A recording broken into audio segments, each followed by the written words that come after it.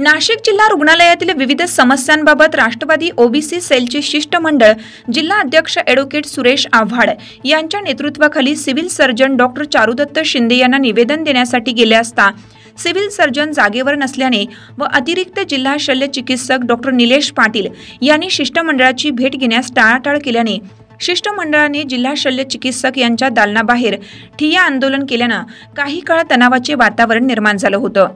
गेल्या अनेक दिवसापासून नाशिक जिल्हा रुग्णालय सिव्हिल हॉस्पिटल हे विविध समस्यांनी ग्रासलेले असून रुग्णांना नाहक त्रास सहन करावा लागत आहे। सदरील रुग्णालयात डॉक्टरांची मुजोरी वाढलेली असून अनेक रुग्णांना बेड अभावी उपचारापासून वंचित राहावं लागत आहे। अनेक प्रसूती झालेल्या महिलांना तसेच अनेक सीझर झालेल्या महिलांना जबरदस्तीने डिस्चार्ज देऊन पुन्हा इतर हॉस्पिटलमध्ये पाठवले जाते। अशा रुग्णांना व बाळांना ॲम्ब्युलन्ससाठी ताटकळत बसावं लागत असून अशा डिस्चार्ज झालेल्या रुग्णांना काही त्रास सुरू झाल्यास डॉक्टर अथवा कर्मचारी त्यांच्यावर उपचार करत नाहीत व अशा रुग्णांकडे दुर्लक्ष केलं जातं। गुरुवार दिनांक 26 रोजी हिरावाडी येथील महिलेने बाळास जन्म दिला। बाळ रडले नाही म्हणून सदरील बाळास अतिदक्षता विभागात SNCU मध्ये नेण्यात आलं। तेथील डॉक्टर व कर्मचारी यांनी सदरील बाळास मृत घोषित करून कपड्यामध्ये गुंडाळून ठेवून दिलं। मात्र काही तासांनी सदरील बालक जिवंत असल्याचे समजले। सदरचा प्रकार गंभीर असून अशा कामात हलगर्जी करणाऱ्या डॉक्टर व कर्मचाऱ्यांची चौकशी करण्यात येऊन त्यांच्यावर गुन्हे दाखल करण्याची मागणी राष्ट्रवादी काँग्रेस ओबीसी सेलचे जिल्हाध्यक्ष ॲडव्होकेट सुरेश आव्हाड यांनी केली। यावेळी राष्ट्रवादी काँग्रेस पार्टी शरद पवार गटाचे VIJNT गटाचे अध्यक्ष राजू धोत्रे, हाजी मोहिउद्दीन शेख, बाळासाहेब मोरे, ॲडव्होकेट श्याम तावरे, ॲडव्होकेट संदीप दांडगव्हाण, गणेश धोत्रे, शरद धित्रे, चेतन सोनवणे आदी मान्यवर उपस्थित होते। मुजोर अधिकाऱ्यांचं करायचं काय? खाली डोकं वरती पाय। अरे लय लय लय लय अत्याचार, लय लय लय लय भ्रष्टाचार, अरे लय लय लय लय अत्याचार, लय लय लय लय भ्रष्टाचार। या मुजोर अधिकाऱ्यांचं करायचं काय? खाली डोकं वरती पाय। आज जो प्रकार घडलेला आहे, परवा जो गुरुवारी प्रकार घडलेला आहे, हा एक निंदनीय असा प्रकार आहे ज्यामध्ये नवजात बालकास मृत घोषित करून यांनी कपड्यामध्ये गुंडाळून बाजूला काढून ठेवलेलं होतं। ते दैव बलवतं म्हणून तो एक जिवंत बालक आज तिथे आढळला। त्याचा आवाज आल्यानंतर त्याला पुन्हा NSY वार्डामध्ये त्याला टाकण्यात आलं। ही एक शोकांतिका आहे की यांचं लक्ष कुठे असतं। एवढी घटना घडून 2 दिवस नाही उलटले तर आज सिव्हिल सर्जन आणि अतिरिक्त सिव्हिल सर्जन देखील इथे उपस्थित नाही।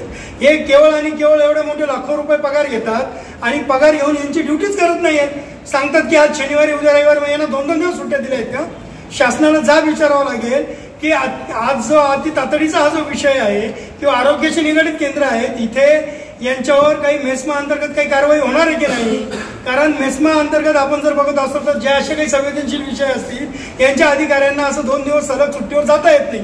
आज आपण आपल्या अवतीभोवती बघत असाल तर नवजात ज्या बालका आहेत किंवा ज्या महिला डिलिव्हरी झालेल्या आहेत त्यांच्या काही तक्रारी रोज येत आहेत। त्यांना देखील ज्या महिलांना डिस्चार्ज दिला जातो त्यांना 2-2 तास खाली ताटकळत बसावं लागतं का ॲम्ब्युलन्सची वाट बघायला। वास्तविक बघायला गेलं तर शासनाचं धोरण आहे की महिलांना, ज्या प्रसूती झालेल्या महिला आहे त्यांना जागेवर पोहोचवण्यासाठी ॲम्ब्युलन्स उपलब्ध करून द्यावी लागते, परंतु असं कुठल्याही प्रकारे इथे घडत नाहीये।